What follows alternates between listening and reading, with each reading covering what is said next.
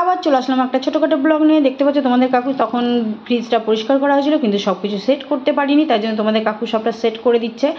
আর আমি রেডি হয়ে গেছি, আমি এখন একটু বেরোবো, কারণ আজকে তো পঞ্চমীতে এখনও কাজ শেষ হয়নি আমাদের। তাই জন্য কোথায় যাচ্ছি, মা আর আমি বেরিয়ে পড়েছি একটু রেশনের উদ্দেশ্যে, কারণ আর তো পুজোর মধ্যে রেশন দেবে না। তো এটা তো জানো সবার মধ্যেই আছে, রেশনের কার্ড এন্ট্রি তো করতেই হবে।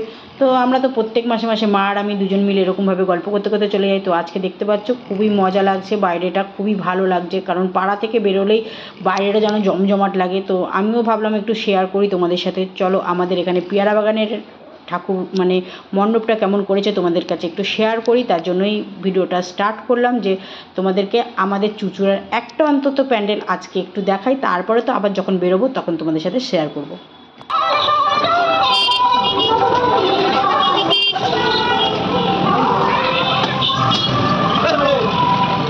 তো দেখলে এটা জাস্ট একটু ওপর থেকে দেখিয়ে দিলাম। তো মোটামুটি রাস্তা থেকে আস্তে আস্তে অনেকটাই প্যান্ডেল দেখলাম, কিন্তু তোমাদের শেয়ার করতে পারলাম না। আর এদিকে মা তো দেখতে পাচ্ছ প্রচুর লাইন পড়েছে, ওই জন্য মা দৌড়ে দৌড়ে যাচ্ছে। আমি এদিকে টাকা দিতে না দিতে মা গিয়ে লাইনে দাঁড়িয়ে পড়েছে, আর প্রচণ্ড ভিড় ছিল অনেকটা সময়, মানে এতটা সময় আমাদের কিন্তু আগে কোনো সময় লাগেনি, আজকে অনেকটা সময় লেগে গেল। তো চলে এসেছি, দেখতে পাচ্ছ টোটো ধরে ফেলেছি, কারণ সন্ধে হয়ে গেছে। এবার বাড়ি যাবো, বাড়িতে অনেকগুলো কাজ রয়েছে, সেগুলোও তোমাদের সাথে শেয়ার করব। আর আজকে পঞ্চমী, কালকে তো ষষ্ঠী, তো আজকে থেকে ঘর সাজানো শুরু। নিজেকেও যেরকম সাজাবো তেমন ঘরটাকেও সাজাবো। যেমন সব জায়গায় এই যে দেখতে পাচ্ছ মন্দিরটা চলে গেল, ওইখানটা আগে আমরা না ভাড়া থাকতাম, খুব মজা হতো। এখন যে আমরা বাড়িতে রয়েছি সেই বাড়ির সামনে কোনো পুজো নেই, আর এইখানটা এত জমজমাট। আমরা এইখানটা রিমি তখন ছোট্ট ছিল।